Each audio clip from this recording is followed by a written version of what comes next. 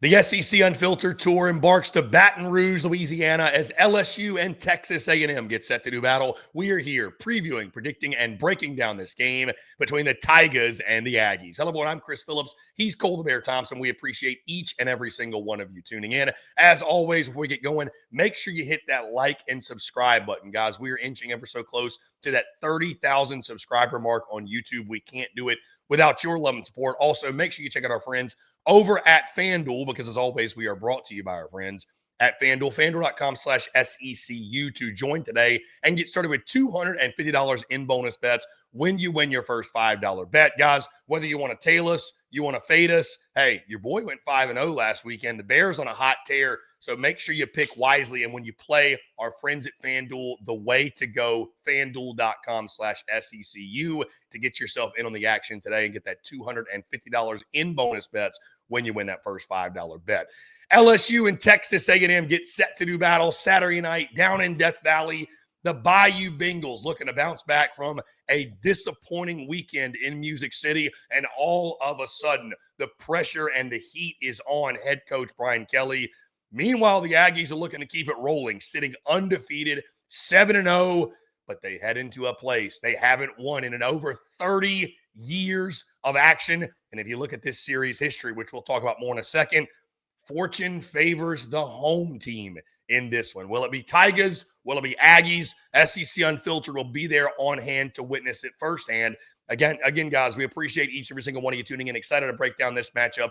I am Chris Phillips. Joining me, as he always does, my co-host, colleague, partner in crime, one of the best in the business. It is Cole the Bear Thompson. Bear, what's going on, man? Appreciate you taking the time. Really excited to talk this matchup. LSU, Texas A&M, a Saturday night down on the Bayou. Doesn't get much better than this. When we entered the year talking about a 4-loss team, we would have envisioned, hey, it's Texas A&M because the 8-4 jokes write themselves. They'll find a way to lose out in Tiger Stadium, especially in Death Valley on a Saturday night. That may not be the case. And for LSU, we know what the expectations are when you take on the mantle of being the Tigers head coach. Last 3 guys that came through the building all won national titles. Brian Kelly is nowhere near that, and a lot of people are starting to buy a little bit stock into, hey, if you go 8-4 this year with how much money we spent in the offseason, how much we did to fix the team, you may end up being the problem, and we may just have to cut our losses and start fresh again. But for Texas A&M, an opportunity to continue down the successful historic year in Kyle Field and College Station. For LSU, it's a get-right game. More specifically, it's a must-have game for Brian Kelly if he wants to salvage the season. Bear, you mentioned the way we were talking before the season in this game and the potential of 4 losses. It very well could be LSU staring down the barrel of a 4-loss season yet again, which will not sit well with the folks down there in Baton Rouge. That is for sure. Again, Bear, this game taking place Saturday night, 6:30 Central Time kickoff on ABC down in Baton Rouge in Death Valley. Bear, Texas A&M, as is the theme of Week 9, I feel like, a road favorite in a hostile environment. We are seeing a lot of this weekend, which I would think, Bear, is more than likely going to lead to chaos, because that is college football now in 2025. It is chaos across the board. But A&M -1.5 coming in this football game. The over-under is set at 48.5. Bear, LSU leads the all-time series 32-24-3. Most notably, though, as you and I were talking pre-show, we talked beginning of show, Texas A&M has not won in Baton Rouge since 1994, and the home team has won every matchup in this series since 2017, 2016 being the last time a team went on the road and got victory. So fortunes favored the home team in this one. It certainly favored the Tigers over A&M when these two have matched up in Baton Rouge, 94, again, the last time the Aggies won there. But the last meeting, Bear, Texas A&M did get the better of LSU, 38-23 last year in College Station. You might recall it was the blackout. It was a raucous night at Kyle Field. A&M able to pull away in that one and get the victory. Of course, Bear, really excited. The SEC Unfiltered Tour will be on hand for this one. And for our LSU folks watching, listen, I know y'all are a little disgruntled at me and we're upset and the way that I talked about, and we talked about really the Vanderbilt LSU game, the pick we made. Number 1, we were right. Number 2, y'all know it's all love. And number 3, do not fret, because I've been to Baton Rouge twice in my history. I've been with y'all 3 times. I'd say, Bear, I've got a pretty good track record. This is something we have to start factoring in, like it or not. My first LSU football game, first Baton Rouge experience, Ole Miss overtime a season ago. We rushed the field, huge victory. Second experience, baseball season. Bear Jones hits the insane walk-off against Tennessee. LSU takes 2 of 3 against the Vols. Huge series victory there at Alex Box. And then, oh, by the way, the third experience was we spent 2 weeks together in Omaha, the College World Series, and watched LSU and Jay Johnson hoist the trophy yet again. So like I said, my track record with LSU is pretty good. They might need some of that magic, a little bit of voodoo here, voodoo there, maybe some sacrificing going on. Something's going to have to break, Bear. Again, now or never for Brian Kelly. I am so fascinated to get down there and just kind of get a sense of what the vibe is with the locals, because based off social media and some folks I've talked to, Bear, it's getting a little toxic. They're pissed off, to say the very least. A&M is walking into a hornet's nest on Saturday night. Here's the interesting part, and I want to bring this up for Texas A&M. You mentioned that 1994 was the last time that the Aggies were able to go into Death Valley and beat LSU. Do you know what happened that year with Texas A&M? They went 10-0-1. They were a top 5 team in the AP poll. They finished off the season with a massive year underneath R.C. Slocum. It was also the very last time that Texas A&M was in a position where we talked about them as a legit force to go to national title odds and being in the AP status of maybe being considered a national champion. So a win for Texas A&M at this standpoint, Chris, this may be one of their very last hurdles to secure what would be, in my opinion, a guaranteed lock to go to the college football playoff. You win this game, you had to go on the road against Missouri, but Missouri right now had its fair share of struggles against Auburn on the road in double overtime. Got to face off against them against Vanderbilt this week. You go play against Texas, does not have an offensive identity, and you go face off against South Carolina, which also right now has no identity whatsoever. So a win for Texas A&M in this matchup could emulate the very last seasons that we talked about the Aggies as a predominant force in college football and felt like this is where they turned the tides into becoming a wrecking crew, dominant overall roster that could compete for national title specifics. So big time game for Texas A&M. A lot of things at stake when it comes to the Aggies. You already mentioned it for LSU. It is a hot seat for Brian Kelly. It is a hot seat for Joe Slum. It is a hot seat for the entire staff. And you know what the expectation is when you sign on up to go down to Death Valley. It is national championship or bust, and it's in 4 years. Because Saban did it in 4 years. Orgeron did it in 4 years. Miles did it in 4 years. It looks like regression has come back in for Brian Kelly rather than succession. And it's a big-time deal because of right now, I don't know if your offense is going to be fixed in a span of 6 days, especially now knowing that you're going to be down one of your top offensive linemen in a matchup against a team that gave up 8 tackles for losses and 4 sacks a week ago when they traveled on the road to Fayetteville to take on Arkansas. Again, this is a good defensive line. It is a good linebacking core. It is a team that knows no end in sight. A lot of things to look forward to when you're talking about Texas A&M and who they are as a program that should make them a balanced force going into this matchup on the road. But again, it is Death Valley. It is Saturday night, and weird shit happens out in Baton Rouge. Bear, the injury you're referring to, and certainly line of scrimmage play, is going to be a big storyline in this matchup and a deciding factor, no doubt. Tyree Adams, an ankle injury he suffered against Vandy. Sources told Matt Zenitz of CBS Sports that he could miss multiple games due to that injury. Certainly a significant injury for LSU, an offensive line, Bear, that already has not been good at all. Let's just start there. I mean, I know people probably get tired of hearing us talk about it and everybody else talks about it, but it really is just the reality. Like in a game like this, if LSU is going to have an opportunity to win, and certainly if A&M is going to go on the road, do something they haven't done in forever, which is win in Baton Rouge, line of scrimmage play is, dare I say, going to define this game, right? I'm done asking the question, can LSU run the football? They can't.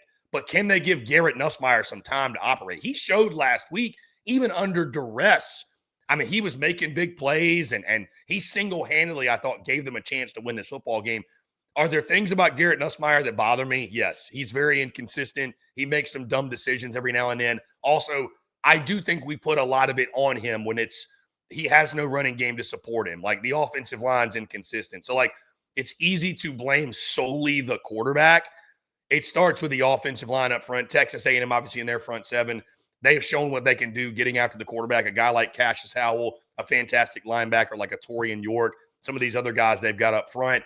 And then on the other side, Bear, we know what A&M wants to do, right? They want to ground and pound, run the football, feed that three-headed monster at running back, get Marcel Reed loose a little bit.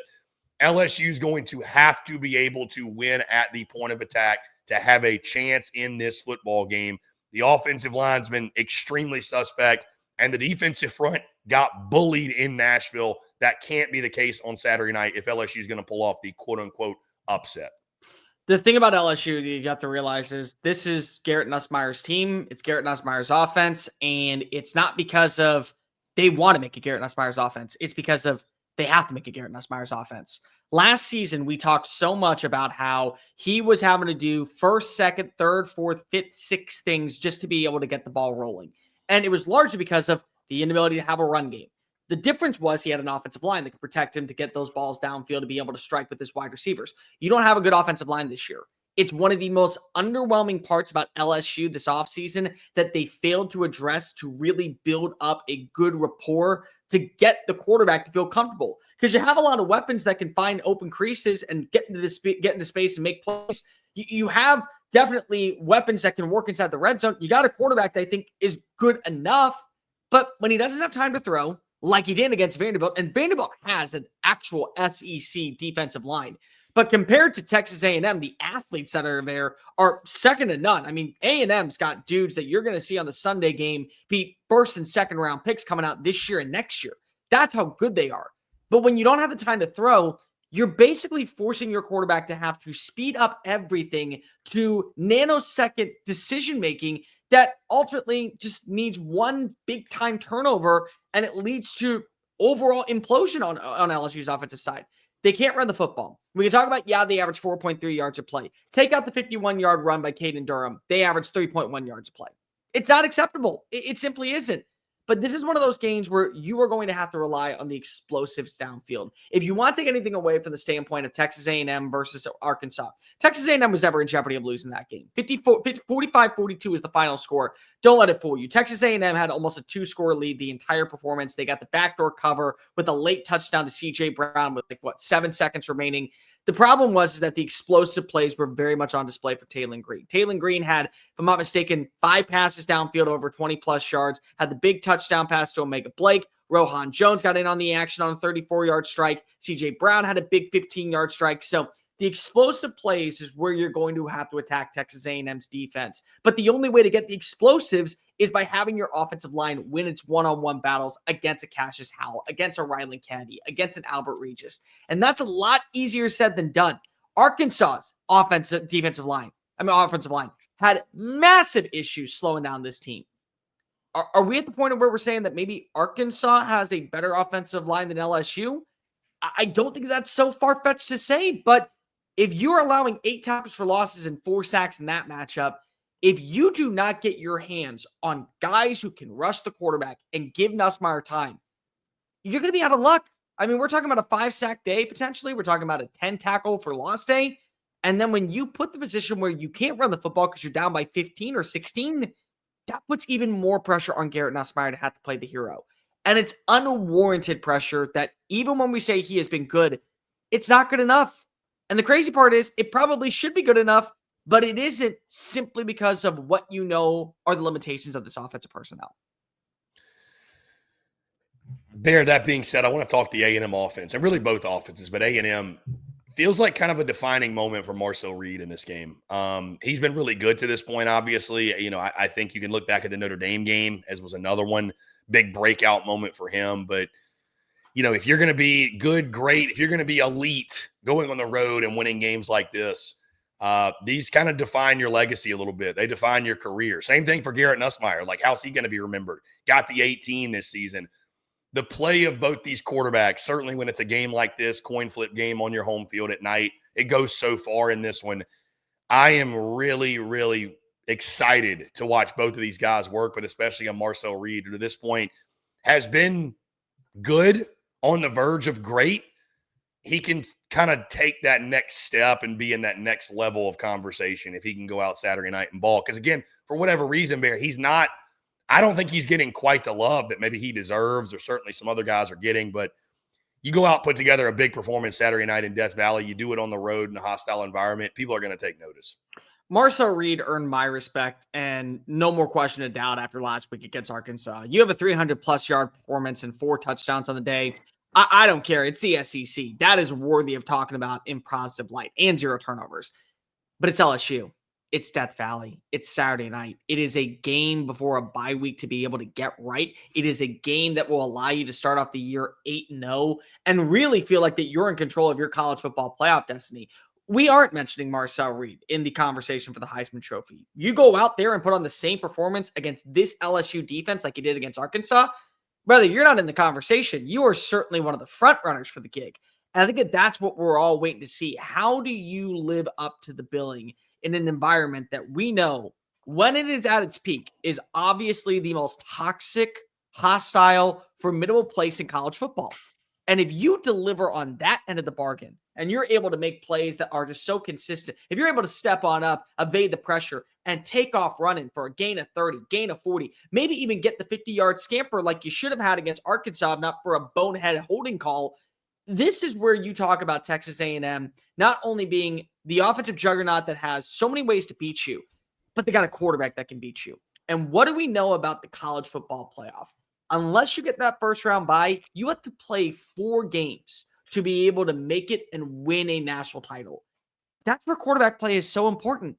It's where environment is important. It's where understanding your surroundings is dire. Marcel Reed delivers a performance that we can talk about being the reason why A&M wins. It's the reason why A&M can win a national title, because the quarterback is meeting all the expectations set for him that you need to see to go ahead and win a national championship. On the flip side for Garrett Nussmeier, it's unjust. It's unwarranted. It's ridiculous that you have to play the hero ball every single game. But you got to play the hero ball in this game. Get your team back right. Be able to set the tone before you go into your bye week. Let people know who you were as a quarterback actually was on display, and you just didn't have a good supporting cast, but it didn't matter. It's home at Death Valley against a top 10 team. Signature win. Got to have moment. Let everybody understand things are changing at the right moment before we go down to Tuscaloosa to take on Alabama. Because remember, a loss here, you're at 3 losses and probably not in the conversation for the college football playoff. A loss here and then on the road against Alabama, we're talking about significant coaching changes in the offseason, and it may come with the forefront of Brian Kelly being shown the door.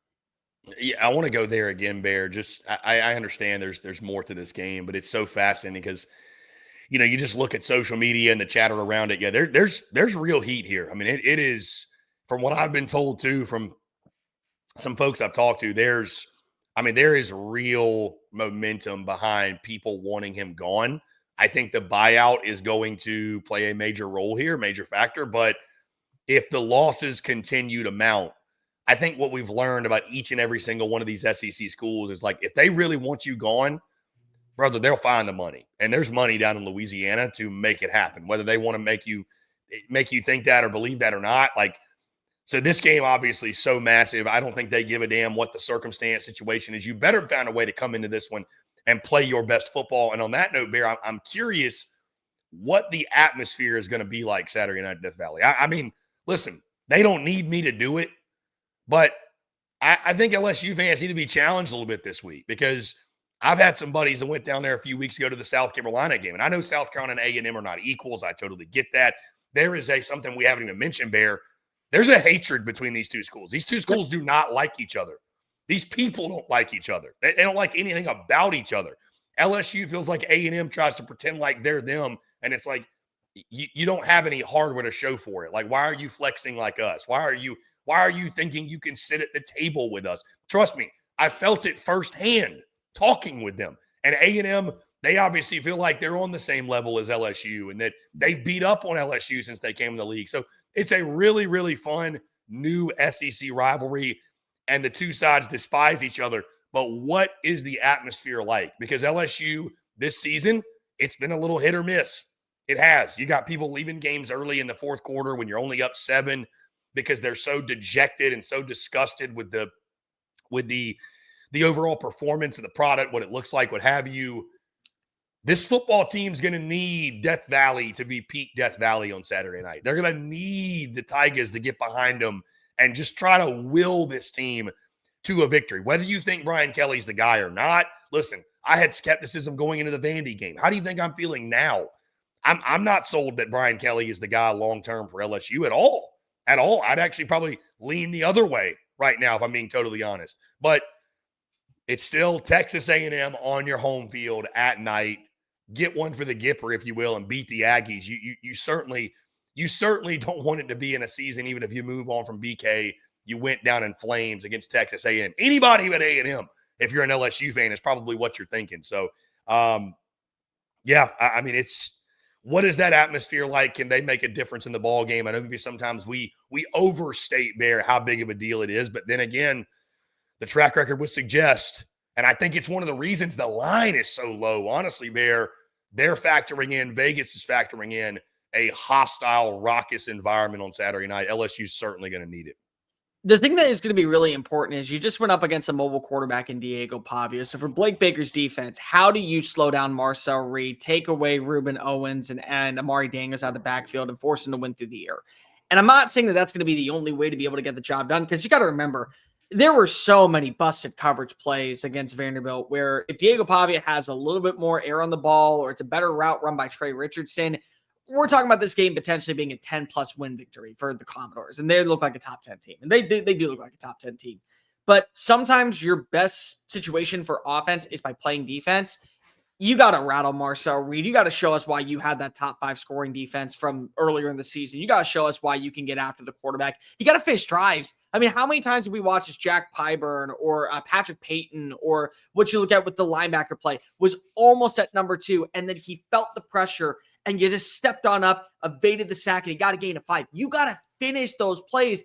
And I think that you're going to need a couple of red zone turnovers, whether it be in their red zone where they cough up the football on a fumble, whether it be an interception at the 25 to give your offense a short field position. They're just dire things. But again, you got to remember that so far this season, what has made LSU, even when we have been very critical, and more specifically, very underwhelmed by the offense. The reason why they're still in the hunt for a college football playoff is because their defense has been in every single game. You paid Blake Baker. You paid all these players to come on in and fix the faults of your team. They got to be able to deliver in this performance. They got to take away Ashton Roman Bethel. They got to be able to take away Mario Craver and Casey Concepcion. And you got to be able to show that when you get those big-time plays, the atmosphere of Death Valley plays a factor. Folks, it's called Death Valley for a reason. It's where dreams come to die. A dream of an undefeated season for Texas A&M has got to be eliminated on Saturday night. And it has to start with you guys being able to be a factor in this matchup. But it also has to be a factor on the right play calling from Joe Sloan. It also has to be a factor on the right situations from Blake Baker, the right coverage blitzes, the ability to take away the deep ball accuracy, the ability to make A&M one-dimensional and beat you in one certain fashion. And if those things don't happen, it doesn't really matter what you see from Garrett Nussmeier and this passing attack. They can have 24 points on the board. It's not going to change when you give up 445 yards to Texas A&M's offense and they're able to pummel their way past you for another easy victory this season. It just isn't. Oh, Bear, I'm just thinking about, yeah, you're right. If the play calling shoddy early, it's going to get very uncomfortable inside of Tiger Stadium on Saturday night. Status of Whit Weeks, by the way, I think is a big factor in this game. Will he play? Will he not? Miss the Vandy game. And I agree with you, Bear. That was the surprising thing against Vandy, is that the LSU's defense, I thought, really, and give Vandy all the credit, by the way, but LSU's defense kind of let them down in that one. That was kind of the thing I was, banking on. I was really surprised how high scoring the game was. Also, you weren't able to force any turnovers. I think you're going to need to do that, right? You're going to need to get the football off Marcel Reed in this Texas A&M offense, force the issue, force some turnovers, have some big plays. You need to be able to lean on your defense. They've got to get back to form for LSU to pull the upset. And if you're A&M, keep doing what you've been doing, right? Take care of the ball, explosives, run the football well, play ferocious defense. That defense, I think, is just getting better and better and better every single weekend. So, yeah, it's going to be a hell of a matchup, Bear. It's good on Saturday night down in Death Valley. That being said, let's lock in some picks. Let's lock in some predictions for this game. I'll let you start here when it comes to Aggies and Tigers. Listen, I've been to this game multiple times in person. I've seen what Death Valley is like when A&M comes to town, and I can promise you this, it is going to be a ravenous, toxic environment to where the Aggies are going to have to play perfect football to be able to win. It's not just as simple as, hey, we have a better offense than you. We can run the football better than you. We're better on third down execution than you. It's something about playing in Death Valley that has been an Achilles heel for every single coach that has been at Texas A&M since 2012. And that's a reason why you got to remind yourself that the odds are kind of stacked against Texas A&M, even when you look at what Vegas says about them being the road favorite. Environment plays such a big time deal. Two things are going to decide this game, in my opinion. The rushing yards of Marcel Reed. Can you do what Diego Pavia did last week? And the difference is that you have a good running back duo with Amari Daniels and Ruben Owens, to where he doesn't have to be your leading rusher. But Diego Pavia was able to make plays after contact. He was able to lead the team with 86 rushing yards. He found his way into the end zone twice. The rushing yards of Marcel Reed to evade the sack, step up in the pocket, and be able to create something out of nothing is going to be dire. And the other thing is third down conversion rate. Texas A&M this season is the second best defense in third down conversions. They're allowing a success rate of 22.9%. And before the game against Arkansas, they allowed 3 first downs in 3 straight weeks. I mean, the ability just to take away offenses, personnel, and make this a low-scoring affair, it favors Texas A&M. It does, because of all you have to wonder about is, will this be a moment where you're able to get the ball back to your offense? Even if you have a mistake, you can trust your defense to bail you out of trouble and put you in the right position to where they're not putting up points and you're going to be able to burn clock. Those will be the two stat lines. If you tell me that Marcel Reed hits a certain number, let's say it's 75.5 yards on the ground, I think Texas A&M win this game. If you tell me that A&M is the better third down team and they basically eliminate LSU on third down, I think Texas A&M wins this game. Texas A&M is going to lose a football game this year. I do not think that they will go unscathed. And that's for everybody in the SEC. I don't see it happening. I don't. But this seems different. I truly do. I think that this team is built different. Last week, once again, you go on the road in an SEC environment. You take a 2-score lead. You're able to find a lot of success when it comes to the passing attack. Your quarterback steps on up and delivers a performance to remember. And now he has an opportunity to be on the national stage. What I'm watching from Texas A&M is a roster that understands we know how special of a year 2025 can be in our legacy, and we are sick and tired of hearing about how we've underachieved.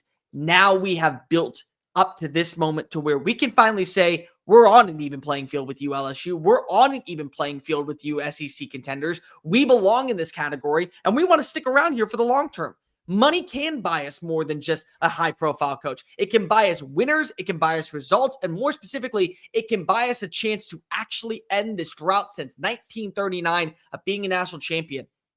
And I don't trust the play calling of Joe Sloan right now. And I do not trust what I'm seeing from this LSU offensive line. And it's going to be worse now knowing that you have a backup left tackle going toe-to-toe with Cassius Howell. You have no run game. You have no secondary punch. And it feels like it's deflated out in Baton Rouge. I thought LSU was the better team going in this season. The better team on paper is Texas A&M, and the better team wins this football game. I got a final score of 27-20. I think LSU makes this thing interesting. I think Texas A&M is just built different to be able to go into Death Valley this year and start off the season 8-0. By the way, for the 8-4 joke to last, they'd have to lose all 4 games, which is not going to happen. Yeah, that includes Samford, the second to last week of the season. All due respect to the Bulldogs, but yeah, certainly I don't believe would take place. Bear, I'm curious before I go to get your thoughts. Like you said, A&M's not going to go unscathed, but I think if they beat LSU, it's a sign of this team truly, and I think they're different too, but really, truly like next level different. At LSU, at Mizzou, South Carolina, at Texas, I'm not going to include Samford. Which of those 4 to you is the most losable right now in your mind? Because like you said, they're going to lose a game. Which one's the most losable? LSU feels the most losable. And if you want to go with the second one, I'd probably say Missouri, because of you just can't win, I think, 3 straight games on the road unless you have a perfect performance. Fair enough. Looking at this game, Barrett, you're right. Texas A&M is the better football team. I don't know how you can watch these two teams and say any different, right? Texas A&M is more physical at the point of attack, both lines of scrimmage. Texas A&M is multi-dimensional on the offensive side. They can throw it, they can run it. They've got a quarterback that I think is very comfortable with his role, the way he works in the offense. He's athletic. He's got a big arm. He can do a little bit of everything. They've got a 3-headed monster at running back. Defensively, they've got Mike Elko leading the charge. They've got an elite edge rusher in Cassius Howell. They've got one of the best linebackers, one of the best players, period, in college football in Torian York. Again, they've got the right guy pushing the buttons with a Mike Elko. There are so many areas where I think Texas A&M, on paper at least, has the advantage. Logically, there is nothing that tells me that LSU is going to show up Saturday night and beat a Texas A&M team that's sitting 7-0 and has looked good and has answered every question at this point. But Bear, the SEC Unfiltered Tour is not about logic. It is about magic, and it is about voodoo. And I'm going to roll the dice here and push my chips at the center of the table. I just think in a week in which Brian Kelly is going to be under so much scrutiny, under so much fire, everybody's telling this LSU team how bad they are. The best news you got is you get to rally the troops, lock arm in arm with your brothers, and come home Saturday night in front of a sold-out crowd in Death Valley, a raucous crowd, a toxic crowd, a pissed-off crowd. And I just think somehow, some way, on a night where, again, logically, there's not a lot of reasons for me, if any, to pick LSU. Throw logic out the window on Saturday night when the Tigers take the field. I got LSU winning this game 27-24 over Texas A&M. Texas A&M isn't going unscathed. They're going to at least lose a single football game this year, as is everyone, the first of which is going to come Saturday night in Baton Rouge. Again, not a lot of logic behind this pick, Bear. Not a lot of logic here. I'll be totally transparent with you, but I think there's some voodoo in the air on Saturday night. Death Valley is one of those places, yet again, I said it last year and I'll say it again. There are don'ts of college football, unless you're named Alabama. Let me make that disclaimer. But there are don'ts of college football. You don't schedule fall weddings. You don't go to the pumpkin patch or the apple picking orchard on a Saturday during college football season. You don't go into Death Valley and win at night in Baton Rouge against LSU. It simply does not happen. Backs against the wall. Desperation mode has set in. LSU, they don't want to win this game. They have to win this game. And I think they find a way against all odds. Again, not a lot of logic here, Bear, but we got a pretty good track record with LSU. If you haven't seen it, check the resume. And we got a pretty good track record when it comes to seeing thrillers and home teams getting big wins. So I think A&M's a hell of a football team. It's nothing personal, Aggies, but I just think LSU, you're catching the Tigers at a really interesting time.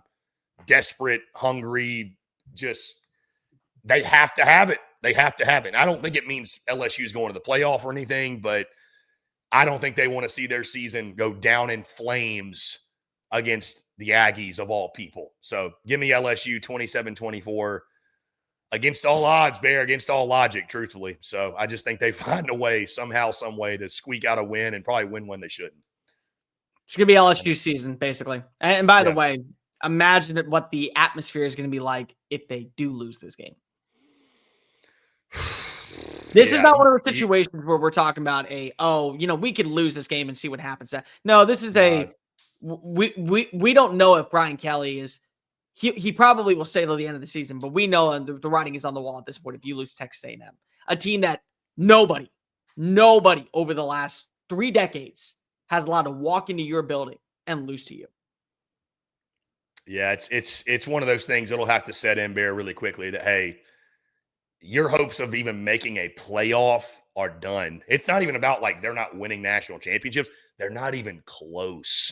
And after the investment they made over the offseason, obviously some tough conversations are upcoming in the near future, I think, for Brian Kelly. But either way, guys, would love to hear your thoughts, your predictions, your pick. I'm going with the home team, LSU. Bear going with Texas A&M. Who do you agree with? Who do you disagree with? Let us know in the comments who you're picking Saturday night down in Baton Rouge. Guys, that's going to do all for us before we get out of here. Do you want to say about our friends over at FanDuel? Because as always, we are brought to you by our friends at FanDuel. FanDuel's got an offer you don't want to miss this NFL season. New customers can bet just $5 and get $300 in bonus bets if you win. That's right. Pick a bet $5. If it wins, you'll unlock $300 in bonus bets to use all across the app. You can build parlays, bet player props, ride the live lines, whatever your style. FanDuel's got you covered. The NFL season's here. The only question is, are you ready to play? Visit FanDuel.com/SECU to download the FanDuel app today and get started. Once again, FanDuel.com/SECU to get in on the action today. Guys, once again, that's going to do it all for us. We appreciate each and every single one of you tuning in. As always, make sure you hit that like and subscribe button on YouTube. Check us out wherever you get your podcasts, all across your favorite social media platforms, as well as our website, secunfiltered.com. For Cole the Bear Thompson, I'm Chris Phillips. We're signing off. Appreciate each and every single one of you tuning in. We'll see you this weekend down in Baton Rouge.